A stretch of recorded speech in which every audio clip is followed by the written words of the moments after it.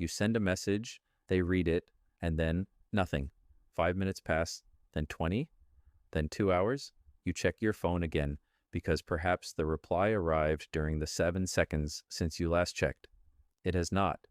So your brain begins its unpaid night shift. Maybe they are angry. Maybe you sounded desperate. Maybe they have finally realized that you are deeply annoying. Or maybe, and this is apparently impossible for your brain to consider, they are having dinner. The same thing happens when you apply for a job. You prepare the application. You survive the interview. You send the polite follow-up email containing the legally required phrase, "I look forward to hearing from you." Then you wait, and while you wait, you try to control the result using the ancient and highly effective technique of worrying about it every 15 minutes. It does not work, but we keep doing it. We spend enormous amounts of energy trying to control replies, decisions, opinions, and events that are taking place inside other people's heads. And that brings us to today's central problem. We suffer when we treat things outside our control as though they were personal responsibilities. We cannot control whether someone replies. We cannot control whether a manager promotes us. We cannot control what strangers say about us online. But we often behave as though sufficient anxiety will eventually give us access to the control panel. It will not. Nearly 2,000 years ago, a former slave named Epictetus built much of his philosophy around this problem. Epictetus was born around the year 55 in Hierapolis in what is now Turkey. As a boy or young man, he was brought to Rome and enslaved in the household of Epaphroditus, a powerful former slave connected to the Emperor Nero. While still enslaved, Epictetus studied philosophy under the Stoic teacher Musonius Rufus. He was eventually freed, but around the year 89, the Emperor Domitian expelled philosophers from Rome.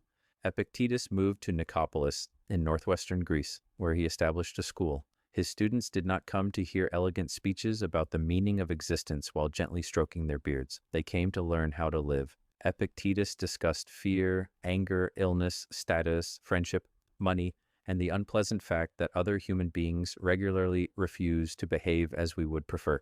Epictetus apparently wrote nothing himself. His teachings survive, mainly because his student Arrian recorded them in works now called the Discourses and the Handbook, or Enchiridion.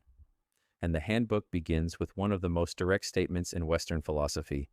Some things are in our control and others not. That is the idea we are going to use. Epictetus's original list sounds slightly different from the language we would use today. He places our judgments, intentions, desires, and actions within our sphere of control.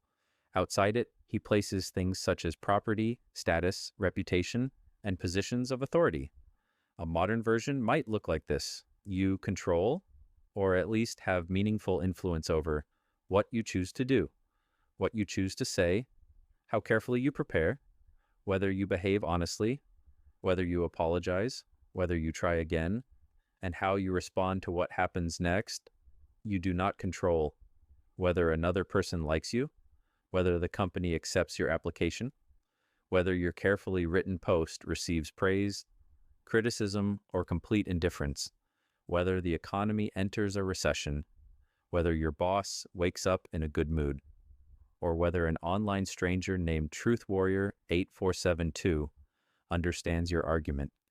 This does not mean your choices have no effect on external results. Preparation can increase your chance of getting a job. Kindness can improve a relationship. A good video title can increase the chance that somebody watches it. Actions have consequences, but influence is not control. You can do everything reasonably well and still receive a result you did not want. That gap between influence and control is where much unnecessary anxiety lives. Epictetus used the example of people playing a ball game. The players run, concentrate, and make a serious effort to catch the ball. But the ball itself is not the true source of value. What matters is how they play. Imagine taking a penalty kick. You can control your training. You can study the goalkeeper. You can choose where to aim. You can take the kick with concentration and courage. But once the ball leaves your foot, other factors enter the picture. The goalkeeper moves, the ground is wet, the wind changes, the ball hits the post. A nearby pigeon becomes involved for reasons known only to the pigeon. If your definition of success is I must score, you have made your peace of mind dependent on factors you cannot command. A more stoic goal is take the best kick available to me. You still want to score? Stoicism does not require pretending that losing is delightful. It asks you to place your self-respect in the quality of your action, not in a result the world never promised to give you. Play seriously, care about the game, but do not confuse playing well with controlling the scoreboard. Suppose you ask someone on a date. You can control whether you ask respectfully. You can be clear. You can accept the possibility of rejection without becoming manipulative. You can wear a clean shirt, which is not a philosophical principle, but remains strongly recommended. You cannot control whether the person feels attracted to you. Their answer belongs to them. This is difficult because rejection does not merely disappoint us. It can feel like a verdict. They rejected me, therefore I am undesirable. They did not reply, therefore I said something humiliating. But the event and the interpretation are not the same thing. Epictetus argued that people are disturbed not simply by events, but by the judgments they make about those events. The event is, they said no. The added judgment is, this proves that nobody will ever want me. The first statement may be painful, but it is a fact. The second is a prediction your brain produced while wearing a judge's wig. The Stoic response is not to pretend that rejection feels wonderful. It is to separate the pain you actually have from the catastrophe you are constructing around it. Ask, did I behave with honesty? Did I respect the other person's freedom? Can I learn anything useful? If the answers are yes, yes, and perhaps, then you have handled the part that belongs to you. Their decision remains theirs. Now imagine rumors begin spreading at work. Budgets are being cut, meetings are appearing with vague names like organizational update. Nobody knows whether jobs are safe. Your mind immediately attempts to solve this uncertainty by producing 12 imaginary disasters before breakfast. Here, the Stoic distinction becomes practical. You do not control the company's financial position.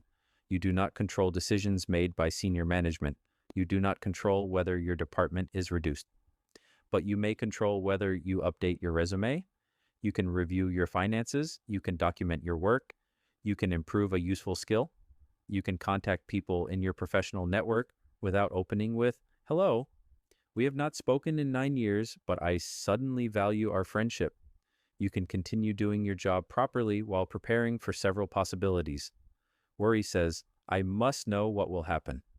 Preparation says, "I do not know what will happen, so I will strengthen my position." That is an important difference. The purpose of the control distinction is not to make you passive. It directs your effort toward actions that can still make a difference. Epictetus did not teach people to ignore external matters. He taught that we should handle them carefully without treating them as the ultimate measure of whether our lives are good. You can care about keeping your job. You should probably care about keeping your job. Rent collectors remain stubbornly uninterested in ancient philosophy, but you can pursue that result without telling yourself that losing it would destroy your worth as a human being. Then there is the question of other people's opinions. Someone misunderstands you. A colleague thinks you are incompetent. A relative criticizes your choices. A stranger leaves a comment explaining that you are both morally corrupt and unable to pronounce the word philosophy. You may be able to correct false information. You may explain yourself clearly. You may listen in case the criticism contains something useful. But you cannot climb into another person's head and manually adjust their opinion of you. This is especially obvious online. You write an explanation. They misread it. You clarify. They misread the clarification. You provide evidence. They reply with a laughing emoji. At this point, Socrates himself could descend from the heavens carrying a PowerPoint presentation, and the discussion would probably not improve. Epictetus advised creating a pause when someone provokes you.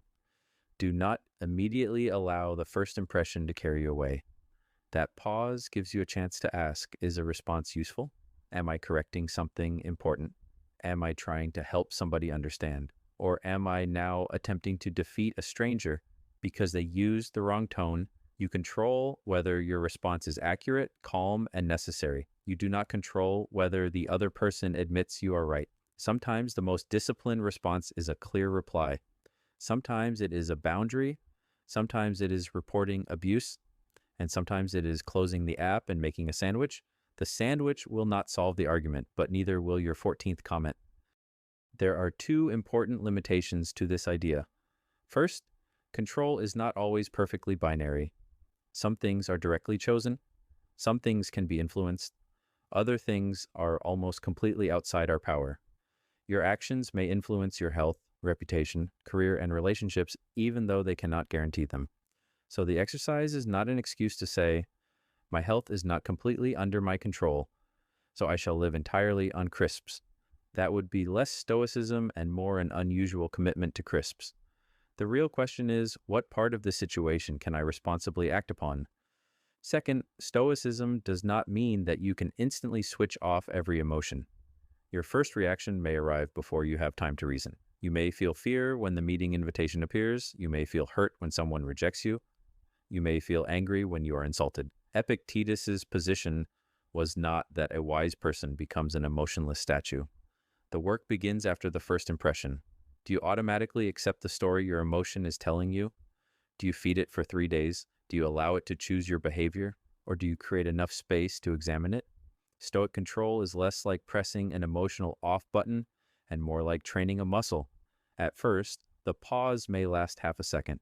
With practice, it becomes long enough to make a better decision. Here is the exercise for this week. Take a blank sheet of paper, draw a line down the middle. At the top of the left column, write my actions. At the top of the right column, write everything else. Choose one situation that is currently occupying too much space in your mind. Perhaps you are waiting for a reply. Perhaps you are worried about work. Perhaps somebody has a negative opinion of you. Write every part of the situation into one of the two columns. Be specific, not, my career is under my control. That is too broad and mostly untrue. Instead, I can apply for 3 suitable jobs. I can ask my manager for clear feedback. I can spend 40 minutes improving my portfolio. I can behave professionally during tomorrow's meeting. On the other side, write whether they hire me, whether my manager likes me, whether the company changes direction, whether the meeting goes exactly as planned. Then look only at the left column and choose one action you can complete within 24 hours. Do it before returning to the right column, because the right column will still be there. It is extremely reliable in that way. The goal is not to stop caring about outcomes. The goal is to stop sacrificing today's actions to tomorrow's uncertainty. You are responsible for the quality of your effort. You are responsible for your honesty. You are responsible for the way you treat people. You are responsible for what you do with the situation placed in front of you. You are not responsible for controlling the entire world around that situation. Epictetus's lesson is simple, but it is not easy. Place your energy where your choices still matter. Take the best action available, and then allow the result to belong to reality. The next time your mind demands control over another person, an uncertain result, or an online argument, ask one question. What part of this is actually mine? Then work on that part.